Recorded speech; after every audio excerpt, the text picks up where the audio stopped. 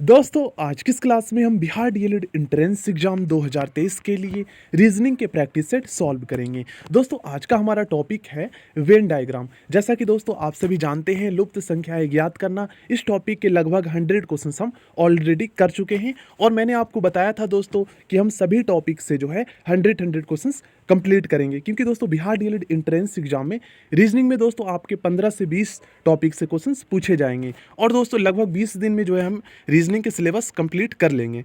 तो चलिए आज की क्वेश्चंस आप लोग देख लीजिए जो आज की इस क्लास में हम सॉल्व करेंगे। मान लीजिए दोस्तों अगर हम 20-20 क्वेश्चंस भी सभी क्लास में करते हैं ना, तो ये आज का जो हमारा टॉपिक है वेन डायग्राम, ये लगभग 4 से 5 क्लास में कंप्लीट हो जाएगा। दोस्तों वेन डायग्राम का ये जो टॉपिक है ये बहुत ही आसान है। बस दोस्तों एक बार आप लोग इसके बेसिक कंसेप्ट को समझ लीजिए। तो चलिए सबसे पहले दोस्तों इसके हम बेसिक कंसेप्ट को समझते हैं, उसके बाद दोस्तों इसके क्वेश्चंस को करेंगे। दोस्तों सबसे पहले हम वेन डायग्राम का मतलब समझते हैं कि आखिर दोस्तों वेन डायग्राम का मतलब होता क्या है। तो देखिए दोस्तों, जो 2D शेप्स होते हैं ना, जैसे दोस्तों हमारा स्क्वायर हो गया, रेक्टेंगल हो गया, सर्कल हो गया, ट्रायंगल हो गया, इसके माध्यम से दोस्तों दो विषयों, दो स्थानों, इनके बीच जो है ना आपसी रिलेशंस को जो है इन डायग्राम के माध्यम से जो है दर्शाया जाता है। इसी को कहते हैं हम वेन डायग्राम। अब ये कैसे होता है, इसका क्या कंसेप्ट है, इसको हम समझते हैं। यहाँ पर दोस्तों मैंने आम और फल लिखा है और दोस्तों मैं आपको बोलता हूँ कि इसको दोस्तों आप वेन डायग्राम के माध्यम से दर्शाइए। तो कैसे दर्शाएंगे, तो देखिए इसके कंसेप्ट को समझने का ये तरीका है। जैसे दोस्तों मान लीजिए यहाँ पर मैंने एक बड़ा सा सर्कल बनाया है और इसमें दोस्तों एक मैंने छोटा सा सर्कल बनाया है। तो दोस्तों इस टॉपिक को आप कैसे व्यक्त कर सकते हैं, तो देखिए दोस्तों जो जिसके अंतर्गत आता है ना उसको उस तरीके से व्यक्त करते हैं। ये टॉपिक आप समझिए क्योंकि इसी से रिलेटेड जो है ना मोस्टली क्वेश्चंस आएंगे। तो यहाँ पर दोस्तों आम है, तो आम किसके अंतर्गत आता है, तो दोस्तों आम जो है एक फल है, फल का नाम है, तो ये फल के अंतर्गत आता है। तो जो बड़ा वाला सर्कल है ना यहाँ पर हम फल लिखेंगे और जो ये छोटा सा सर्कल है इसके अंतर्गत जो है हम आम लिखेंगे। क्यों, क्योंकि आम जो है फल के अंतर्गत आता है। और इसको इस तरीके से भी समझ सकते हैं आप। देखिए दोस्तों इसको आप दूसरे तरीके से भी समझ सकते हैं। जैसे दोस्तों किसी भी तरह का आम हो, ठीक है ना, आम भी कई प्रकार के होते हैं, तो ये फल ही होते हैं। लेकिन दोस्तों सभी प्रकार के जो फल होते हैं ये आम नहीं होते हैं। फल में दोस्तों बहुत सारे फल आ जाते हैं, जैसे दोस्तों अंगूर आ जाता है, आता है ना। तो इस तरीके से आप समझ सकते हैं। अब दूसरा कंसेप्ट समझिए। जैसे दोस्तों यहाँ पर मैंने एक सर्कल बनाया है, ठीक है ना, और यहाँ पर मैं दो सब्जियों के नाम लिख देता हूँ। तो इसको दोस्तों आप इस तरीके से व्यक्त कर सकते हैं। जैसे यहाँ पर आप सब्जी लिख सकते हैं बड़े वाले सर्कल में, और ये दोनों जो छोटे छोटे सर्कल यहाँ पर मैंने बनाया है इसमें दोस्तों आप दोनों सब्जियों के नाम लिख सकते हैं। क्यों, क्योंकि ये सब्जी के अंतर्गत आता है, ठीक है ना। लेकिन सभी प्रकार के सब्जी जो है, दो ही प्रकार केवल सब्जी नहीं होते हैं। इस तरीके से भी आप समझ सकते हैं। तो जो जिसके अंतर्गत आता है उसको हम इस तरीके से व्यक्त करते हैं। चलिए अब हम क्वेश्चंस को करते हैं। देखिए ये काफ़ी सिंपल क्वेश्चन है। इसमें बोला गया है हरियाणा, चंडीगढ़ और उत्तर प्रदेश के बीच जो है हमें रिलेशंस को जो है वेन डायग्राम के माध्यम से दर्शाना है। तो यहाँ पर कौन सा राइट आंसर होगा, तो देखिए दोस्तों सबसे पहले आप देखेंगे तो हरियाणा और उत्तर प्रदेश ये राज्य हैं, लेकिन चंडीगढ़ दोस्तों ये हरियाणा का राजधानी है कि नहीं।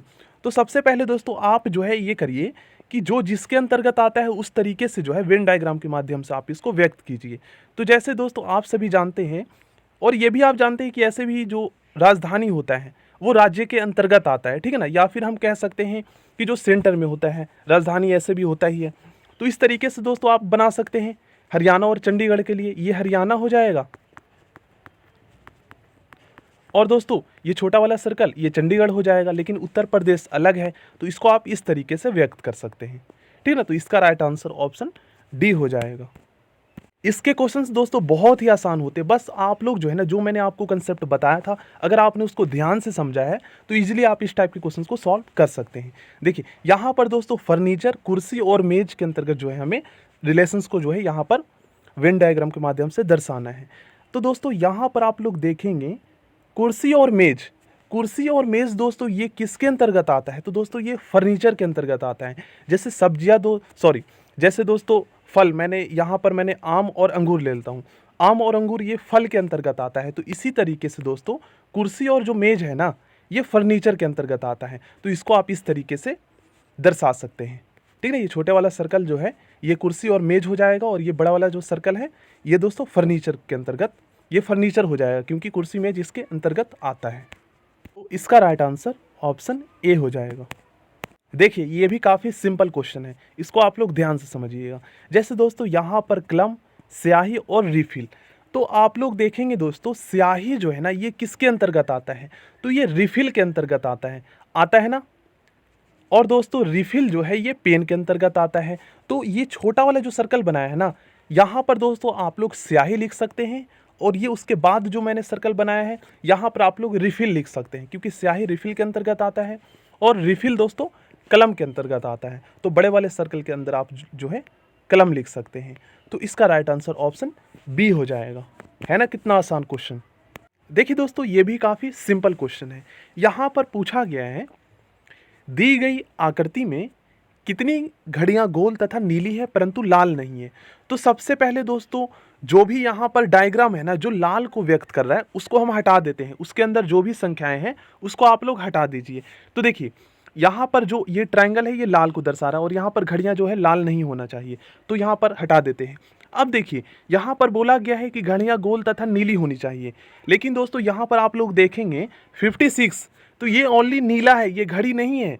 तो जो घड़ी होगा उसी को हमें जो है यहाँ पर रखना है। तो देखिए ये वाला आप जो देख रहे हैं रेक्टेंगल, ये आयत, ये दोस्तों घड़ी को व्यक्त कर रहा है ना। तो इसके अंदर जो आएगा ना नीला और गोल वही घड़ी होगा। तो यहाँ पर दोस्तों देखिए 31 जो है 31 दोस्तों यहाँ पर आ रहा है नीला, और यहाँ पर गोल जो है वो 32 आ रहा है, और ये दोनों घड़ी के अंतर्गत आ रहा है। लेकिन 37 हट गया है क्योंकि ये लाल के अंतर्गत आ रहा है, तो इसको हम हटा देते हैं। अब इन्हीं दोनों में हम डिसाइड करते हैं 31 और 32 में कि कौन सा आंसर होगा हमारा।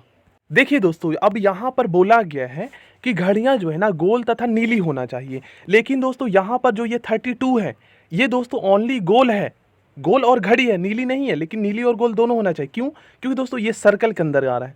और देखिए ये वाला दूसरा जो हमारा ट्रायंगल है यहाँ पर, ये इसमें दोस्तों हमारा सर्कल भी आ रहा है, गोल भी आ रहा है और नीला भी आ रहा है, और हमारा ये आयत भी आ रहा है। तो 31 जो है इसका राइट आंसर होगा। ठीक है ना, आप लोग ध्यान से समझिएगा, बहुत ही ईजी क्वेश्चन है ये। देखिए ये भी काफ़ी आसान क्वेश्चन है। यहाँ पर दोस्तों भिंडी, सेब और फल, इन तीनों के बीच जो है हमें रिलेशंस को वेन डायग्राम के माध्यम से व्यक्त करना है। तो आप लोग देखेंगे दोस्तों सेब जो है ये फल के अंतर्गत आता है। तो ये कंसेप्ट तो हमने सीख रखा है, इसको इस तरीके से डिनोट कर सकते हैं। छोटा वाला जो सर्कल है इसके अंदर हमारा सेब आ जाएगा और ये फल हो जाएगा। अब दोस्तों भिंडी जो है ये अलग है, तो इसको आप जो है एक छोटा सर्कल से इस तरीके से डिनोट कर सकते हैं। ठीक है ना, तो इसका राइट आंसर दोस्तों हमारा ऑप्शन बी हो जाएगा। देखिए कितना आसान क्वेश्चन है। इस क्वेश्चन का आंसर दोस्तों आप लोग 1 सेकंड में कर सकते हैं। देखिए यहाँ पर आम और केला, ये दोनों दोस्तों फल के अंतर्गत आता है ना, तो इसको आप इस तरीके से डिनोट कर सकते हैं। ये कंसेप्ट हमने सीख रखा है। देखिए अभी हमने जो क्वेश्चंस किया है सेम उसके जैसा ही है। यहाँ पर दोस्तों आप लोग देखेंगे तो क्रिकेट और हॉकी ये दोनों दोस्तों खेल है, तो ये खेल के अंतर्गत आ जाएगा, तो इसको आप इस तरीके से डिनोट कर सकते हैं। देखिए ये भी काफ़ी सिंपल क्वेश्चन है, सेम उसके जैसा ही अभी हमने जो किया है दोस्तों।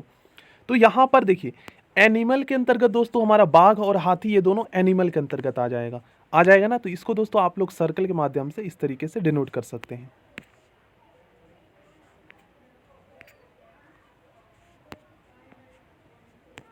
देखिए इसको थोड़ा सा आप लोग ध्यान से समझिएगा। यहाँ पर दोस्तों बकरी और गाय ये दोनों जो एनिमल्स है ये दोस्तों दूध देती है, लेकिन मुर्गी जो है ये अंडे देती है। तो इसको दोस्तों आप जो है ना दूध देने वाले एनिमल के अंतर्गत जो है रख सकते हैं। ठीक ना, तो बड़े वाले सर्कल के यहाँ पर आप लोग लिख सकते हैं दूध, और यहाँ पर दोस्तों आप लोग जो है ना 2 सर्कल के माध्यम से आप बकरी और गाय को जो है डिनोट कर सकते हैं। ठीक है ना, और मुर्गी जो है इस तरीके से डिनोट होगा। तो इसका राइट आंसर ऑप्शन डी हो जाएगा। इस क्वेश्चन को करते हैं। तो यहाँ पर दोस्तों गुलाब, फूल और पत्तियों के बीच जो है रिलेशंस को दर्शाना है। तो दोस्तों गुलाब जो है ना ये फूल के अंतर्गत आता है ना, तो इसको दोस्तों आप लोग इस तरीके से दर्शा सकते हैं। लेकिन पत्तियाँ जो है ये अलग है, तो इसको आप इस तरीके से कर सकते हैं। तो इसका राइट आंसर ऑप्शन ए हो जाएगा। ठीक है ना, ये छोटे वाले सर्कल में हमारा गुलाब आएगा और फूल बड़े वाले सर्कल में आएगा, क्योंकि दोस्तों आप सभी जानते हैं गुलाब किसी भी तरह का हो ये फूल के अंतर्गत ही आता है। लेकिन हाँ बिल्कुल सही है, लेकिन फूल जो है दोस्तों ये गुलाब के अंतर्गत नहीं आते, क्योंकि फूल भी कई प्रकार के होते हैं। इससे आगे जो क्वेश्चंस करेंगे ना अच्छे से हम टॉपिक को समझेंगे। देखिए दोस्तों, इस क्वेश्चन को करने के बाद ये वाला जो कंसेप्ट है ना, ये आपको और अच्छे से समझ में आएगा। जैसे दोस्तों यहाँ पर खिलाड़ी, क्रिकेटर और बल्लेबाज के बीच जो है रिलेशंस को वेन डायग्राम के माध्यम से हमें दर्शाना है। तो जैसे कि दोस्तों आप सभी जानते हैं, बल्लेबाज जो है ये हमारे क्रिकेटर होते हैं। लेकिन दोस्तों क्या क्रिकेटर जो होते हैं, सभी तरह के जो क्रिकेटर होते हैं, क्या ये बल्लेबाज होते हैं? नहीं। इसके अंदर क्रिकेटर के अंतर्गत दोस्तों हमारा विकेट कीपर भी आ जाता है, बॉलर भी आता है ना, उसको हम क्रिकेटर बोलते हैं। तो इस तरीके से आप लोग समझ सकते हैं। तो यहाँ पर दोस्तों जैसे हम लोग यहाँ पर एक बड़ा सा सर्कल बना लीजिए। अब जो जिसके अंतर्गत आता है ना, उसको इस तरीके से हम व्यक्त कर सकते हैं। अब देखिए, क्या क्रिकेटर तो खिलाड़ी के अंतर्गत आता है, लेकिन दोस्तों सभी प्रकार के जो खिलाड़ी होते हैं वो क्रिकेटर के अंतर्गत आते हैं? नहीं। वॉलीबॉल भी के खिलाड़ी भी होते हैं, फुटबॉलर भी होते हैं। तो इस तरीके से समझ सकते हैं। तो जो जिसके अंतर्गत आता है ना, उसको हम उस तरीके से व्यक्त कर सकते हैं। देखिए यहाँ पर सबसे पहले बल्लेबाज दोस्तों क्रिकेटर के अंतर्गत आता है ना, तो इस तरीके से कर सकते हैं। और दोस्तों क्रिकेटर खिलाड़ी के अंतर्गत आता है, तो इसका राइट आंसर हमारा ऑप्शन सी हो जाएगा। यहाँ पर छोटे वाले सर्कल के अंदर दोस्तों आप लोग बल्लेबाज लिख सकते हैं, यहाँ पर आप लोग क्रिकेटर लिख सकते हैं, और यहाँ पर आप लोग खिलाड़ी लिख सकते हैं। दोस्तों इस क्वेश्चन का आंसर आप लोग कमेंट बॉक्स में बताएंगे। यहाँ पर दोस्तों इन तीनों के बीच जो है आपको रिलेशंस को वेन डायग्राम के माध्यम से व्यक्त करना है। तो यहाँ पर आप लोगों को समझना है कि जो जिसके अंतर्गत आता है उसको उस तरीके से आपको वेन डायग्राम के माध्यम से दर्शाना है। देखिए दोस्तों, इस क्वेश्चन को करने का सबसे आसान तरीका आप लोग समझिए। देखिए यहाँ पर दोस्तों आप लोग देखेंगे तो ऐसे अविवाहित पुलिस अधिकारियों का क्षेत्र बताइए जो भ्रष्ट नहीं है किंतु कवि है। सबसे पहले दोस्तों हमें क्या पूछा गया है? अविवाहित पुलिस अधिकारियों का क्षेत्र, ठीक ना, जो भ्रष्ट नहीं है किंतु कवि है। तो यहाँ पर देखेंगे आयत, ये आयत दोस्तों विवाहित पुलिस अधिकारियों के बारे में दर्शा रहा है। तो सबसे पहले इस आयत में जो संख्याएं दे रखी है ना, इसको सबसे पहले हम जो है हटा देते हैं, क्योंकि हमें अविवाहित बताना है। अब इसके नंबर हट गए। अब दोस्तों यहाँ पर पुलिस अधिकारी भ्रष्ट भी नहीं है। भ्रष्ट जो है ये हमारा ट्राइंगल, ये जो त्रिभुज आप देख रहे हैं ये दर्शा रहा है, तो इसके नंबर्स को भी आप लोग हटा दीजिए। देखिए अब हमारे लिए कितना आसान हो गया। यहाँ पर दोस्तों हमें 3 ही नंबर है, 9, 8 और 7, इनमें से ही हमें बताना है। अब देखिए ऐसे अविवाहित पुलिस अधिकारियों का क्षेत्र बताइए जो भ्रष्ट नहीं है किंतु कवि है। अब देखिए पुलिस अधिकारी को वृत्त दर्शा रहा है, तो वो जो नंबर है हमारा वो वृत्त के अंदर ही होगा। और देखिए यहाँ पर कवि होना चाहिए, तो कवि दोस्तों हमारा स्क्वायर जो है ना, ये स्क्वायर दर्शा रहा है, स्क्वायर दर्शा रहा है। और देखिए पुलिस अधिकारी होना चाहिए, तो ये वृत्त के अंदर भी आएगा और स्क्वायर के भी अंदर आएगा। तो ये जो 8 आप नंबर देख रहे हैं ये इसका राइट आंसर होगा। आप लोग समझिएगा, आ जाएगा, ये बहुत ही आसान है। देखिए ये भी काफ़ी आसान क्वेश्चन है। यहाँ पर दोस्तों हमें त्रिभुज, वर्ग और वृत्त में बताना है कौन सी संख्या है। तीनों में होना चाहिए, लेकिन यहाँ पर ये नहीं बोला गया है कि वो आयत में भी होना चाहिए, तो ये तो हट ही गया हमारा। अब यहाँ पर दोस्तों वृत्त में भी आना चाहिए वो नंबर, ट्राइंगल में भी आना चाहिए और वर्ग में भी आना चाहिए। तो यहाँ पर आप 6 देखेंगे, इसका राइट आंसर होगा। देखिए दोस्तों इस क्वेश्चन को करने का सबसे आसान तरीका, यहाँ पर दोस्तों पूछा गया है निम्न में से कौन संगीतकार नहीं है परंतु यूरोपियन है। तो यहाँ पर देखेंगे दोस्तों ये ट्रायंगल जो है ना, ये संगीतकार को दर्शाता है और आयत यूरोपियन को दर्शाता है। तो वो जो हमारा नंबर है वो आयत में होगा। लेकिन दोस्तों यहाँ पर जो है क्या बोला गया है, कौन संगीतकार नहीं है परंतु यूरोपियन है। तो संगीतकार ट्रायंगल दर्शा रहा है, तो इसके अंदर जो भी नंबर है इसको आप मिटा दीजिए, ठीक ना, इस तरीके से। अब हमारे पास जो बचेगा वही इसका राइट आंसर होगा।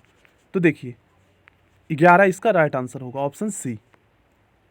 इस टाइप के क्वेश्चंस को दोस्तों करने का सबसे आसान तरीका आप लोग समझिए।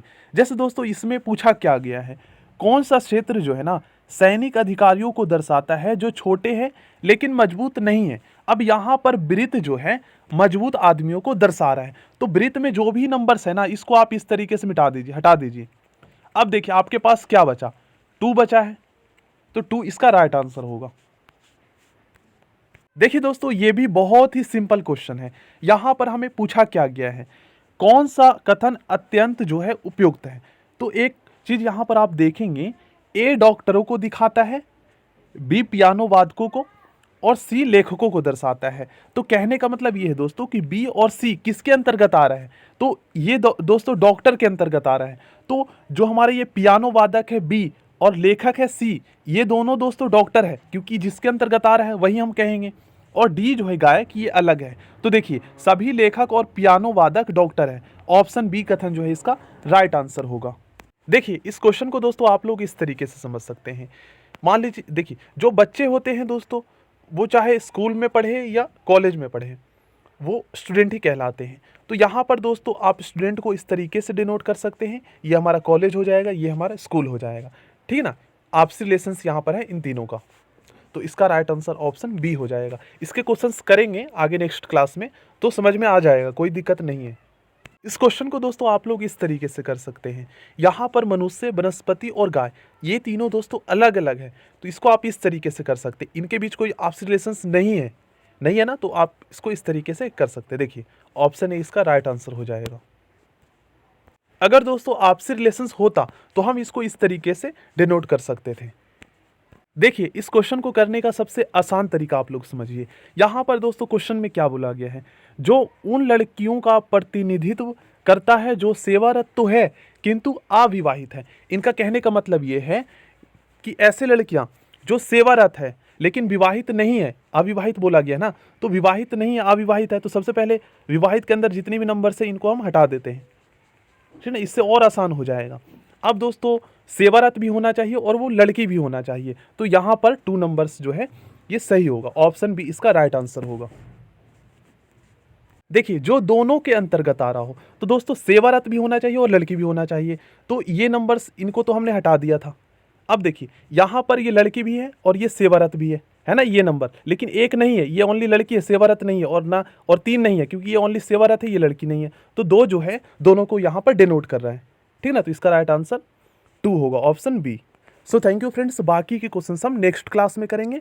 दोस्तों ऐसा करते हैं हम 20-20 क्वेश्चंस मान लीजिए अगर हम सभी क्लास में करते हैं ना, तो 4 से 5 क्लास में ये टॉपिक हमारा कंप्लीट हो जाएगा। और दोस्तों हम ट्राई करेंगे 15 से 20 दिन में जो है हमारा जो रीजनिंग का जो सिलेबस है ये कंप्लीट हो जाए, क्योंकि 15 से 20 टॉपिक्स आपके एंट्रेंस एग्जाम में क्वेश्चंस पूछे जाएंगे रीजनिंग में। और रीजनिंग ज़्यादा डिफिकल्ट टॉपिक नहीं है, अगर आप इसके कंसेप्ट को अच्छे से ध्यान से समझते हैं, सभी क्लासेस आप अटेंड करते हैं, तो बहुत ही ईजिली जो है आप इसके क्वेश्चंस को कर सकते हैं। तो थैंक यू, नेक्स्ट वीडियो में मिलते हैं। चैनल को दोस्तों आप लोग जरूर सब्सक्राइब कर लीजिएगा ऐसे ही इंपॉर्टेंट क्वेश्चंस के लिए। और दोस्तों मैं प्लेलिस्ट जो है इसके लिए बना दूंगा, तो इससे आसानी होगा, आप लोग जो है प्लेलिस्ट के माध्यम से जो है अच्छे से वीडियोस को देख सकते हैं।